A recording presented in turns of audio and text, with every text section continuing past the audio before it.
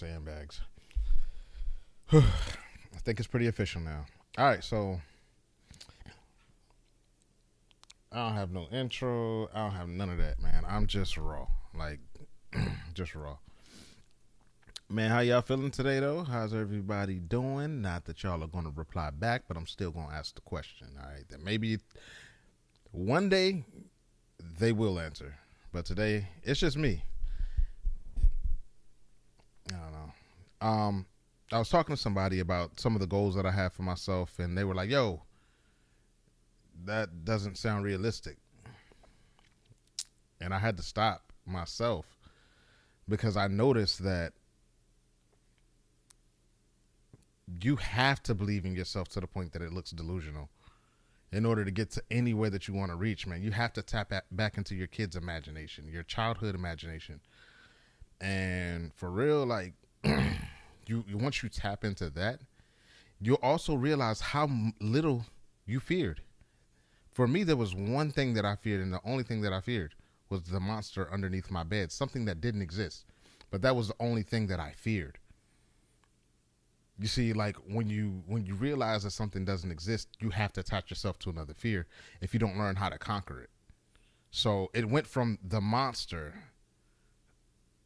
to what I later believed may have been possibly failure. Maybe I could say failure may have been one. I think I almost failed. I almost failed one of the grades that I was in, but it was only because I was lazy. Not that I wasn't intelligent. It was just me being lazy. Like, I didn't want to do the homework because I'd rather go outside and discover new stuff.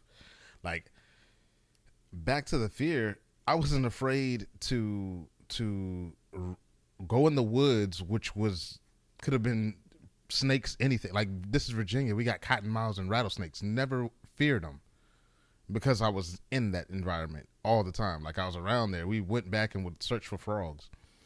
This is what we did to have fun. We didn't have a lot of the things that modern kids have, but I didn't have a fear of what was in the woods. I only had a fear of what was underneath my bed and the home in which I lived. And, there was one day where I had to conquer that fear because it was like, yo, I got to see if there's a monster under here at night. I took the flashlight, some D batteries, kept going out. You had to smack it a couple of times. I took that flashlight and I looked under the bed at night. My brother look over at me and would be like, "Yo, what are you doing?" I'm like, "Yo, I gotta make sure that he's not here." You know what I'm saying? It looked crazy, but it was always a fear of mine. But I had to make sure that that monster wasn't there. And once I got over that fear, it made it easier for me to learn the habits of conquering fears. I had a bully. Fear. I ended up hitting him with a book bag and running away one day. You know what I'm saying? Like, running out of fear. School was still in. And the next week, when we both were not in trouble, he was going to try again. And I had nowhere to run. I had to conquer my fear. Me, a fear of dogs. Never wanted to admit it, but was always scared. I go from, hey, I'm a little afraid of these dogs, to send your dog to bite me. I'm going to fight your dog in this bite suit. I have zero fear of dogs. I feared them for years. When I was in a position to finally stand up and stand tall to them, I did it. And I didn't just do the regular, let me teach them how to sit and down training. No, bite me. I want to feel your bite force. I want to feel your teeth in my skin through this bite suit to make sure that any fear that I have of you will be vanquished. I took on marks. I've got marks all over my body from how hard the dog would bite. And I did this for 6 consecutive years. I didn't stop just because I had gotten over the fear. Not only did I want to conquer it, but I wanted to be excellent at something that I once was afraid of. That's where my value was to fear. Like, I'm gonna get over you so good. I'm gonna get over you, and then I'm gonna live it and revisit you whenever I see fit. Whenever I want to know how good I am, how great I am, send your dog. Let your dog bite me. because I don't fear anything. I stepped into something new. Last year, anyone like I'm not afraid to post my videos. I am posting the full videos. Last year, my first time on stage, stuttering, a fear of public speaking, couldn't get a sentence out, couldn't engage with the crowd, didn't look comfortable on the stage at all because I wasn't. Fear was there and I had to deal with it. I dealt with that fear for 8 months. I remember how that fear felt for 8 months. And I was like, yo, are you sure you want to keep doing this? You can't make anybody laugh. You're not funny. Are you sure you want to continue to do this? And I said, yeah, I want to do this. I want to continue to do this. I want to beat this. Because as long as it has something over me, I'll never know how good I could be. And I rocked with that fear. Nobody knew when I was going on stage all the demons that I'm battling. Because they're within me. Hey, you're not going to be funny. Ain't nobody going to laugh. Like, you hear those voices and it's like, damn, I got to fight through this on top of fighting through my anxiety, on top of fighting through my fear, on top of I have to fight. This is the only way that I know how, is to fight. I got to fight through it. And I would suck some weeks and I'd be like, hey, man, I got a couple of friends in law enforcement. Like, hey, man, you want to do some bite work? I gotta get refocused on how I conquered this fear. You know what I'm saying? So it's good to go to a bigger fear with having a reference point of how you got over this stage in your fear. I was there for 10 hours, man. I'm talking like, I can't say all the agencies that actually showed up, man, but I'm talking people who are people. 20 dogs, 30 dogs, 40 dogs, it doesn't matter. Send them. I need to remember how I got into this place where I once was in this place where I was so afraid of dogs I wouldn't even pet them. And now I'm sitting here hitting them with sticks with a bamboo, doing all these things. So in order for me to get to that in comedy, remind me how I got here. I need that constant reminder of how I got here. And I'd go back and I'm like, all right, cool. I got to write funnier jokes. I had a buddy of mine tell me my jokes were too sexual. I was like, all right, I got to write jokes that are less sexual. I gotta grow in every way. Hey, I need you to help me. Like, how did you get over this? How did you get performative in the stage? How did you allow yourself out? How did you grow from this point and where I'm at that funk to get? How did you do that? And I'm taking in these stories from all these people, and I'm getting a little bit more understanding. And then I figured it out. The understanding is me. Like, I have to understand that the fear that I was really, truly holding on to had nothing to do with being in front of people and had everything to do with my reflection of myself.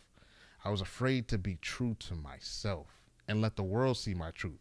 See, I hide my truth so well, and I've done it so well and so long that I sometimes can't even recognize the truth because of what I hide from me. And then I finally get in the position where I finally understand, and it's like, yo, you're afraid to talk about the things that you were ashamed to talk about. You're afraid to go there. You're afraid to talk about the things that people may react negatively to, and because you want to be the favorite, you're scared to be anything else. And I thought about it, and I look at it, and I said, Dave Chappelle is a world-renowned comic, my favorite living. Bernie Mac is my favorite of all time. Battling one of the most feared communities right now in the LGBT community, battling them and standing firm on who he is, which then let me know everybody is not going to like my sets. Everybody is not going to like my views. Everybody is not going to like what I have to say. But I had to get to that point so that I would remember who I did this for. It's for me. And the people that listen to me and have the same viewpoint to me but are afraid to express themselves. I say this. You're not a comedian until you're taking something that's not funny and making it funny. I say this to me. This is my thing. You're not funny until you're making something that's not funny funny. People aren't always gonna, and they people aren't always gonna agree with everything you say. You may get some oohs and woes simply because they may be going through that right now. I'll never forget the one time that I was in the middle of cheating. Right, just gotten caught. Went out to a comedy show. Yeah, a comedy show. Corey Holcomb, who is one of my favorite. One of my favorite. I didn't say I know what I. I didn't say he was over Chappelle. One of my favorites. Man, I didn't understand why I liked him so much. But we go see. We get tickets. It's my birthday. We get tickets. We're going to see Corey Holcomb. Now my lady is of Asian descent. We go in there. This is 2019. We go in there, and we're having a good time. The first two comics, great. We getting over the fact that, you know what I'm saying, I was moving messy and all of that. We getting to the laughs, right? And here, like I'm like, oof, I can breathe. I can get comfortable. You know what I'm saying? And I'm watching, and I'm like, all right, cool. Hey, go ahead and order some food. And I'm noticing, like, yo. We were having such a good time we didn't even order. So we ordered our food. Food comes out, and here, lo and behold, here comes Corey Holcomb. And he looks down, he scans the room very good, man. He scans the room and he see a nigga eating chicken next to an Asian woman. And he like, yeah. It stands out. It stood out at the time. So here I am, enjoying the show. First joke. Man, fellas, we gotta cheat better. What? Whoa. Hey, brother. Yo, what? Yeah, man, y'all gotta listen. You ain't shit. Your woman ain't shit. The whole set is talking about cheating, right? Like the whole time this man is going, he's got a 45-minute set. This 45 minutes of going and cheating. I'm sweating, and the more that I'm sweating, the more deep he goes into the joke, the more she ordering. And I'm like, oh man, this bill about to be hot. She had like 4 drinks by the end. We got 4 of the Funny Bone cups that night. Like, what? Man, he started going in, and I'm over there looking, and she looking at me. I catch her looking at me. She do one of these, and I'm like, yo, the show is going on. Uh-huh. Mm-hmm. Damn. Where were you at, Dr. Umar? Should have said that speech all the way back in 2019. I'm lying. He said that in 2014. Well, I'm sorry, 2011 is when I first. He been saying that. I'm just joking. I don't want, if Dr. Umar were to ever check out this, I don't want him to be like, man, blasphemy, 40 lashes for dating an Asian woman that cleaned you up at the Funny Bone. Nah, but and then he gets to the joke, man, and he says, yeah, I know this Virginia, man. Y'all know what y'all do. This is a military town. Shout out to all the military. Give love. Some of y'all go overseas and find your wife, and some of y'all bring them back. Looked right at me. The entire Funny Bone is laughing hysterically. Laughing hysterically. Man. Looking at us. And I'm just like,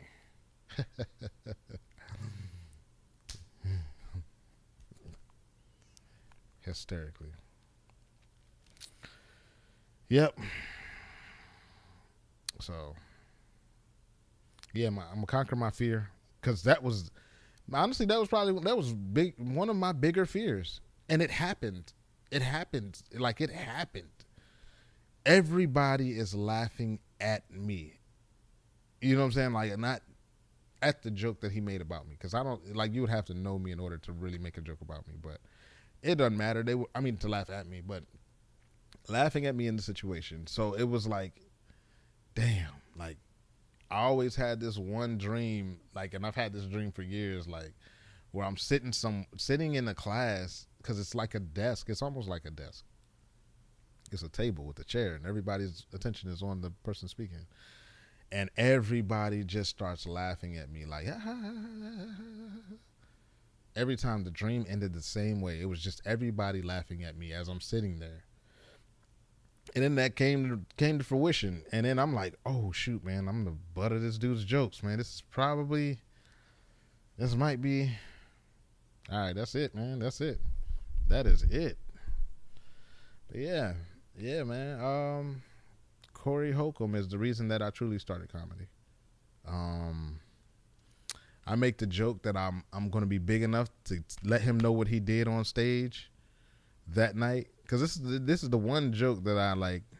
I'm like, yo, you probably made your funniest joke when you talked about me. Like, that's what I'm going to say to him, to his face. It's like, ain't no joke ever been that funny than the one you said to me. He was, I'm pretty sure if I do get a meeting, this is me playing how I'm going to meet him in the face. I'm like, shit, little nigga. Like, I just know that those going to be the first words out of his mouth. And I'm going to be like, yeah. I think he's one of the, I think because of his fearlessness makes him one of the more funny comics.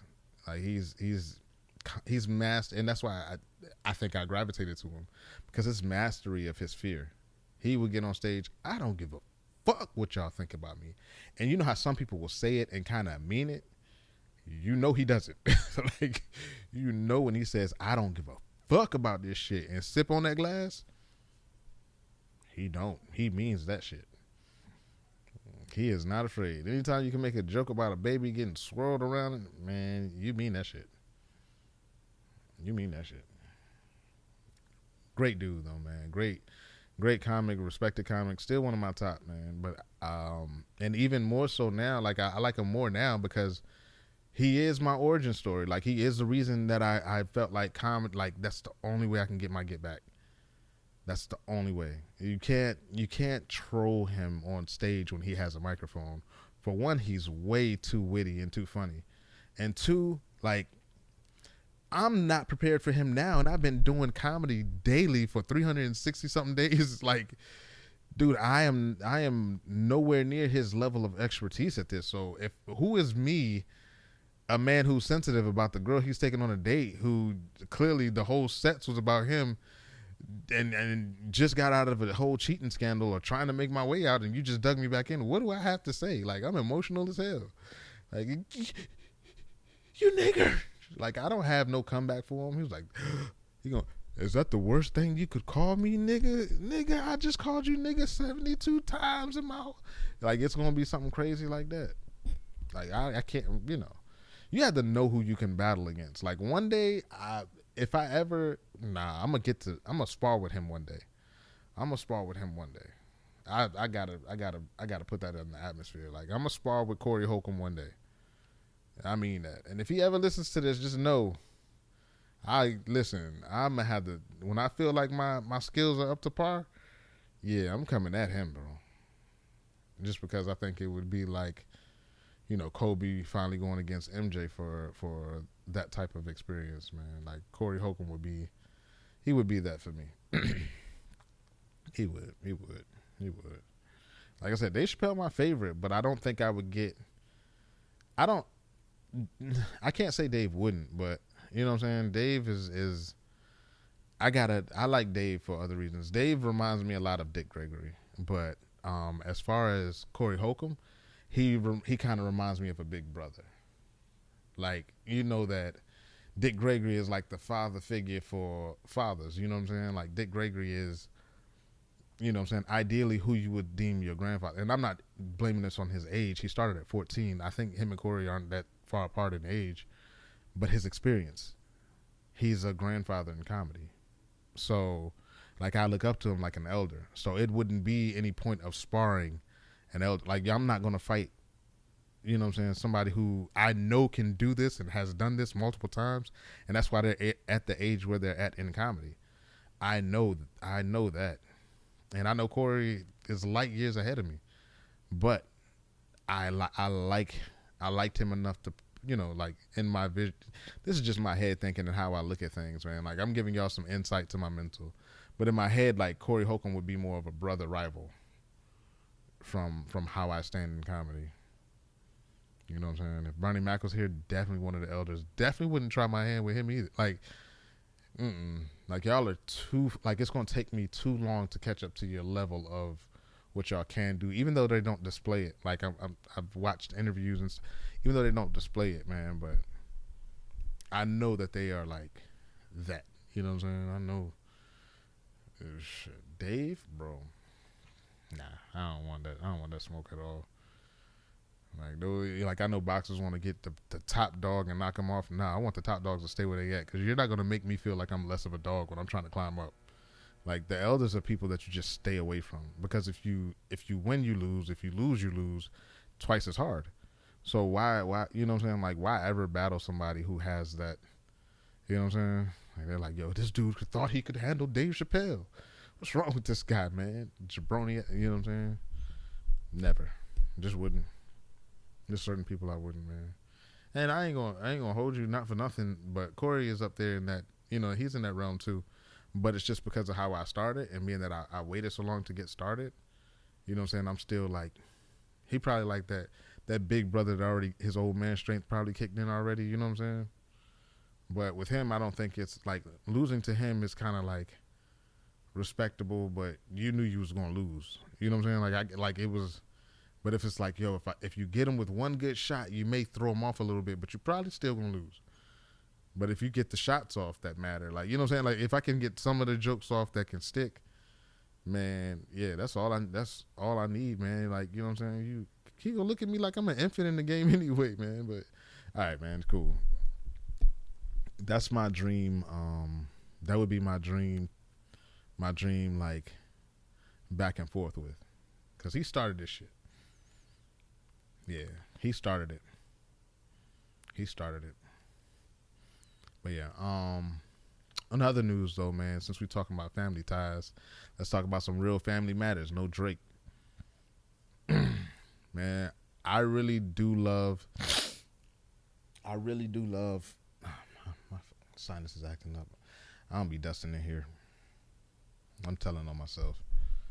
But I really do love what LeBron James did for his kid, and people are like really feeling the way. I'm like, it makes no sense to feel that way. If my dad could get me in the NBA, he's the greatest dad of all time. Like, if my dad did half of what, if my dad did, oh Lord Jesus, if my dad did half of that, what LeBron did, I'm a happy man. I'm the happiest man. Even half of that. Hey, I'm going to talk to my supervisor, see if I can get you a job. I'll take that from my dad. If my dad, hey, I'm going to make sure you with me, you know, all that time that I missed from you for this game, for the love of this game, I get to enjoy that game with you. Yeah, man, I'm going to do my best to get you right here with me. You sacrificed time away from me. I had to spend months on the road. I got to travel. I got to do all these things. Now you get to have time with just me and you. Doing what we love. Doing what got you in this position. It's just me and you, bro. I love you. You my son. You know what I'm saying? Like I'm away from you. I've been away from you for going on 19 years. I spent far less months with you when I was doing this. Now I get that time with you. I got to spend 8 hours away from my son when I go to work. If I can get him to work with me in the same, hey, bro, all them hours that I was missing working while you was growing up for 18 years, I'm so glad I get him back while I'm working on this job. Like, you get to see the sacrifice that I made for y'all. I don't think there's anything more beautiful than that. Bronny gets to see what his dad had to go through at a year younger than him without the upbringing of his father. Bronny gets to experience that. Do you know what that's like? Like, dang, Dad, you were really, really working hard. I never knew you were working this hard. Dad, this is what you do? This is what you had to go through for us? Dad, you sacrificed this for us? I didn't know, Dad. I get to see my dad's sacrifice of 20 years to some people that are who don't care about him to who don't. Like, I get to see my dad's sacrifice while he's still sacrificing for people that don't know him. And you get to experience that. How these people were able to feel like they knew him better because they spent time with him on that screen and would watch him 8 hours a day for a 20-minute game. You get to see how this man was able to make everybody cheer his name behind the scenes, because we all see it on the court. You get to miss he was in your life since you were a kid, and you raised with him at the house, and now you get to see the sacrifice. Hey, Dad, I get to live in the sacrifice that you made to give us such a good life. I think it's awesome, Dad. I think it's awesome. Dad, I get to come see you. I get to stretch with you. Oh, this is grueling. This is really where the real hard work. Yeah, he may have watched a couple of practices as a kid, and they may have let him watch a couple of practices, but to be in it, to be in the heat, to have to know what your body has to go through, and doing that with your dad, I get to see everything. I'm going to love my dad more. I'm going to love my dad. I'm going to love my dad. I'm going to love him. I'm going to love him, man. Like, dude, I wish that I had something like that. Like, I wish, man, my dad is right here right now. If he would have called me and say, hey, I want you to come work out with me. Let's try out, like, for this, dad son tennis team. Man, I would be there right now. It wouldn't be no podcast. Like, it wouldn't be none of this. It would be me and him. You know what I'm saying? Like, people need to stop. Black folks especially need to stop. Because if you do have a heart, if you have love, if you have any of those things, then you know how much you would. Some of us are still waiting on the porch for our dads to pick us up from 17 years ago. We hurt for our fathers. And y'all are mad because one decided to be one. LeBron is making being a dad cool again. LeBron James is making being a dad cool again. I heard he got drafted. I was never more proud, man. My son called me and he was like, hey, Dad, you want to sit down and watch me play games? Yeah. Yeah, I'm going to sit there and watch you play games. I'm going to be there. It's a rave at like 4 o'clock my time. So I'm going to get all I need to get done. And I'm sitting up here and I'm going to watch this man play my PlayStation or whatever he's playing because he asked me to. You know what I'm saying? Like, you got to be willing to make those sacrifices. He was like, hey, Dad. I was like, look, son, I ain't got no money. I'm broke. I ain't got no money. He's like, yeah, we don't have to spend no money. Let's go for a walk. Damn. All right, son. You don't have to spend money to spend time with me. Okay, son. Yeah, we are growing. We're figuring out how to love each other again. And you always have to work to figure out how to fall in love with each other again. It's like, all right, man, look, Dad, you teach me how to drive a car. I love you. All right. Now you gone. I don't see you. Hey, Dad, you want to watch me play this game? I love you. Like, you know what I'm saying? Like, you are always battling with your kid because they're gonna, you know what I'm saying? You can have things that y'all mutually love, but they're still gonna go to where they want to go to until they're ready to give that love again. So, you know what I'm saying? The more things that we have in common. Hey, Dad, I want to cook a brisket. He go buy a smoker, go buy a brisket, go buy. And I'm like, hold up, man. What the hell are you buying? What are you going to buy? But I did it. I asked him, but that's my son. My daughter a couple of months ago. Hey, Dad, I'm going to come hang out with you, man. I'm going to come sleep at your house. All right, weirdo. Why you have to tell me you're sleeping at my house? Come over here. She steals my socks, steals my shirts. I'm down three hoodies and 14 socks. Like, all of my Nike socks are now gone. All of them. All of any sweats that were a teal color are gone. my boat hats that match her or what used to be my Nike attire sweatpants gone. I will never see them again. But she loves to take from her father. I don't know what the metaphor to that could be, but I know that last week she came here and took my mirror that I just bought. She gonna take. That's her way. That's just me and her relationship. It's always been that way. She used to steal my hoodies when she couldn't even fit them. I got gifted a Nightwing hoodie and she stole it. Man, I can't believe she would steal that. That was my favorite.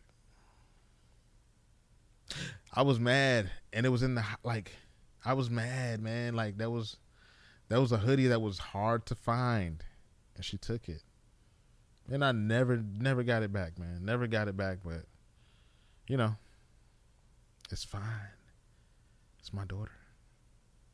Like I be trying, like she like, yo, this is what it's gonna cost for you to spend for me to for me to come over here and clean. Cause every time she come here, she don't like how my house is. She cleaned it, so I'm like, she like, this is what it's gonna cost. I'm coming over here. She was over here. She cleaned. Oh my god, she made me cut the grass. She made me sweep down the stairs, mop the floor, and then we took the mop head and used it to wipe all the walls because I kept sneezing. And she said, I'm sick of you sneezing all night. Let's get to work. And I had to get my entire house clean. From my 14 at the time, she's 15 now. But for my 14-year-old daughter, you know what I'm saying? But that's how she cares. She's not going to sit here and be like, hey, nah, get your butt up, get active, because whatever's inside of you needs to come out. And the problem is all this dust around here, and we going to get this straight right now. And that's just her way of showing love, man.